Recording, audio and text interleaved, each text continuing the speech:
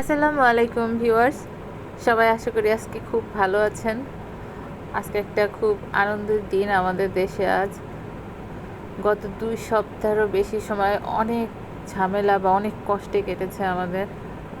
আসলে দেশের যে অবস্থা ছিল সব কিছু তো বাদই দেওয়া হয়ে গেছিল।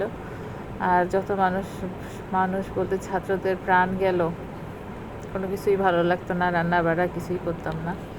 যাক, অবশেষে একটা সুরাহা হয়েছে। আশা করি এইসব হত্যার বিচারও হবে ইনশাল্লাহ। দেখা যাক কি হয়। অ্যাটলিস্ট সেই থমথমে পরিবেশটা থেকে তো বাঁচা যাচ্ছে। সবাই আশা করতেছি এখন ভালো থাকবেন, কোনো ঝামেলা থাকবে না, বাইরে সেই থমথমে পরিবেশটা, ভয়াবহ দৃশ্যটা আর আসবে না আমাদের সামনে। জানি না আল্লাহ আমাদের ভাগ্যে কী রেখেছেন।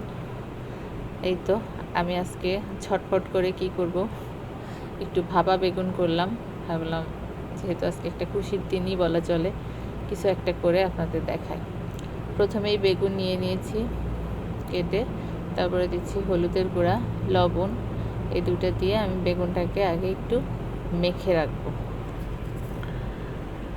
একটু মরিচের গুঁড়াও দিলাম।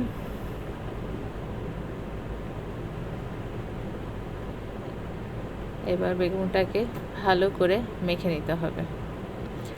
আর লাগবে আমাদের সরিষা আর পোস্তদানা বাটা।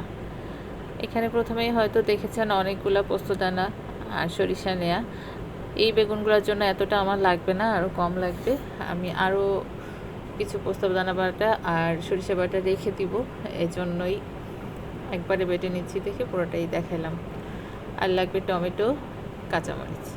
বেগুন ভাপা কিন্তু খুব ঝটপট হয়ে যায় এবং খুব মজার একটা খাবার। এই যে একটা ঢাকনাওয়ালা স্টিলের বাটি নিয়ে নিলাম, স্টিল না, টিনের বাটি। তো ওর মধ্যে প্রথমেই দিয়ে দিচ্ছি সরিষা বাটা একটু, এবার দিচ্ছি পোস্তদানা বাটা। সরিষা বাটা থেকে পোস্তদানা বাটা একটু বেশি পরিমাণে দিব। আর দিয়ে দিচ্ছি একটু পেঁয়াজ রসুন বাটা। এটা কিন্তু খুবই অল্প পরিমাণে দিব, আর কোনো কিছু লাগবে না। সামান্য পেঁয়াজ রসুন বাটাটা আপনারা আবার না দিলেও হয়, তা আমি একটু দিয়ে দিলাম, তাহলে আরও বেশি টেস্ট হয়। আর বাটা মশলার বাটিটা ধুয়ে পানি দিয়ে এখন এটাকে একটু ভালো করে মেখে বাটিতে নেড়ে চেড়ে দিব। এরপর আমি বেগুন আর টমেটোগুলো সুন্দর করে সাজিয়ে দিব। এই মাখানো বেগুনটা এমনভাবে দিব যাতে সবগুলাতে ভাপ লাগে। এই যে বেগুনগুলো এখন ফুলে ফুলে আছে, তো মানে ফুলে বলতে কি আস্ত আছে, এটা ভাপা হইলে পরে নরম হয়ে চুপসে যাবে। এই যে এক লেয়ার বেগুন দিয়ে একটু টমেটো দিয়ে দিলাম। এবার দিচ্ছি আরেক লেয়ার বেগুন। সবগুলো সুন্দর করে সাজিয়ে দিয়ে 2-3টা কাঁচামরিচ আস্ত দিয়ে দিচ্ছি। আর এখানে অনেকে হলুদ ব্যবহার করে না, বাট হলুদ ব্যবহার না করলে জিনিসটা সাদা সাদা থাকে, যেটা আমার ভালো লাগে না দেখতে। হলুদ দিলে কালারটা সুন্দর আসে। এবং সবশেষে উপর দিয়ে একটু সরিষার তেল দিয়ে দিচ্ছি, তাহলে স্মেলটা ভালো আসবে। সামান্য একটু চিনি ছিটিয়ে দিলাম, এটাও অপশনাল, চাইলে নাও দিতে পারেন।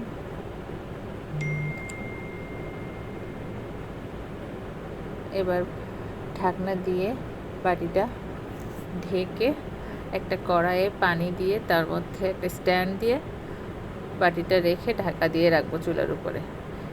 যেহেতু বেগুনটা কাঁচা আছে, তো আমাকে এটা কমপক্ষে 30 মিনিট ঢাকা দিয়ে রাখতে হবে মিডিয়াম আঁচে। ঠিক 30 মিনিট রাখলেই হয়। 30 মিনিট পরে ঢাকনা খুলে দেখবেন খুব সুন্দর বেগুন ভাপাটা তৈরি হয়ে আছে।